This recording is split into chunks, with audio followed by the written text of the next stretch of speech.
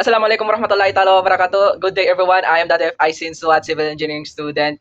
Today I will discuss about the important topic civil engineering, the value engineering. So this concept helps engineers, architects, and project managers deliver the projects that not only cost effective but also efficient, safe, and sustainable.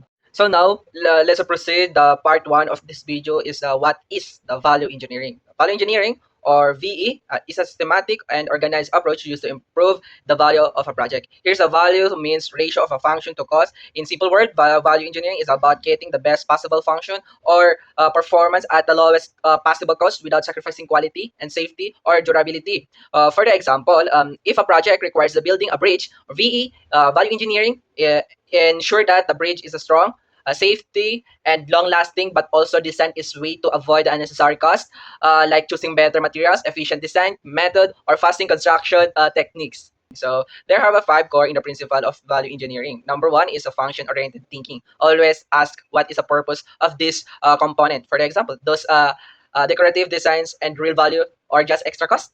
That's one of the value engineering principles. The number two is creativity. So explore different design opinions and alternative instead sticking to just one. So number three is a teamwork and collaborations. Value engineering work best when engineer, architects, contractors, and even clients share ideas together.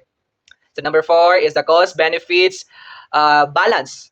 The goal is not just to cut a cost, but to achieve the best balance between performance and quality and cost.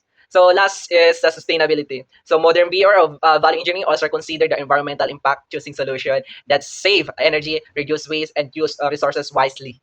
Here's why the value engineering is important. So, as a student, civil engineering's projects are often large-scale, expensive, and critical to society. Without value engineering, project can easily go over the budget. So, take a longer to finish or even waste the resources by applying the VE or value engineering. We make sure that every peso or dollar is spent in the maximize that the final project truly serve it is a purpose efficiently for the people, the environmental, and economy.